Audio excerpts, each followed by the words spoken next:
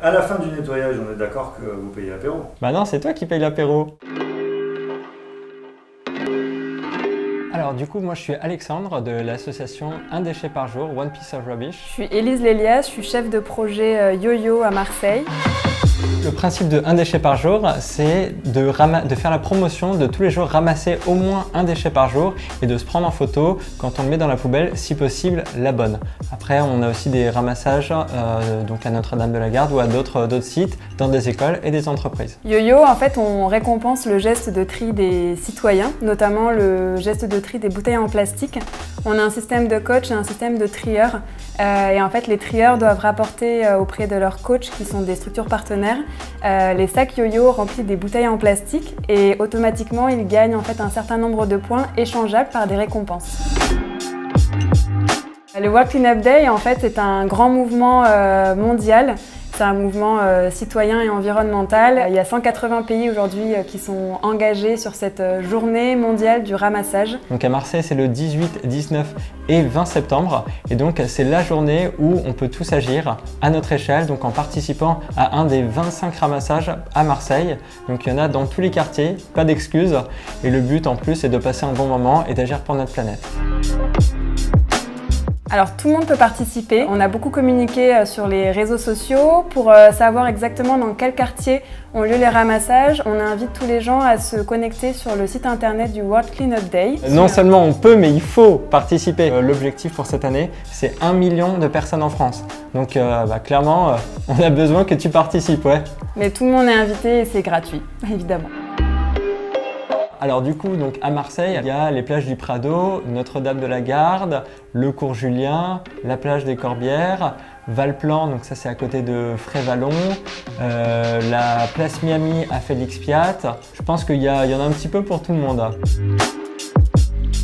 En fait, il suffit de s'inscrire sur le site worldcleanupday.fr dont parlait Alex. Et dessus, vous pouvez rajouter le ramassage, l'endroit exact où vous allez faire le ramassage. Vous indiquez dans la description l'horaire, le lieu de rendez-vous et ensuite, il n'y a plus qu'à l'organiser. Bah ouais, c'est clair que c'est dégueu chez toi. On est passé par là ce matin.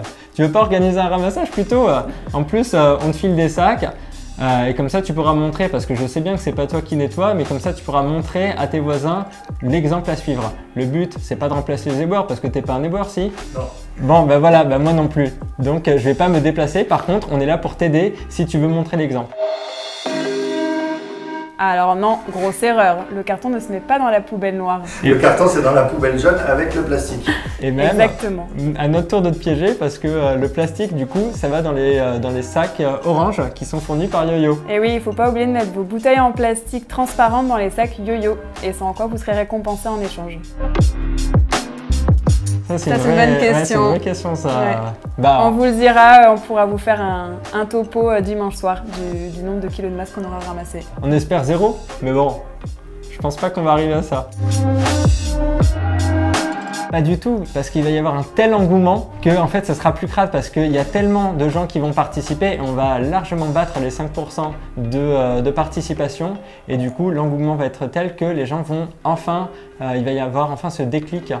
Et les gens ne jetteront plus parce qu'ils auront conscience que c'est dégueulasse en fait, et ça nique l'environnement. Là encore, c'est une question piège, non? La réponse est non. Mais ouais. comme beaucoup d'autres villes, et c'est là où on a de la chance à Marseille, c'est que l'écosystème, on a énormément d'associations qui se mettent en place pour protéger justement l'environnement. Donc on a quand même des bons espoirs à Marseille. Il y a beaucoup plus d'associations présentes à Marseille qui font des ramassages qu'il peut y en avoir à Paris ou dans d'autres villes. Si on répond directement à la question, je pense que la question elle est vite répondue. Hein. À Notre-Dame-de-la-Garde, en février, on a ramassé plus de 500 kilos et l'année d'avant, plus de 800. Donc ça va dépendre. Et là, il y a aussi un nettoyage dont on n'a pas parlé au parc Corot, qui est organisé par l'association Le Grand Bleu. La dernière fois qu'il y a eu un ramassage à Parc Corot, c'est en tonnes, le nombre de déchets qui ont été ramassés. Donc il y a moyen que ça chiffre pas mal. Ouais. On a espoir, sinon on ne serait pas là en fait. Je pense que nos associations, nos entreprises ne seraient pas présentes si on n'avait pas cet espoir-là. Évidemment. Et en 2022 et en 2023. Tant que le message n'est pas passé, on sera là.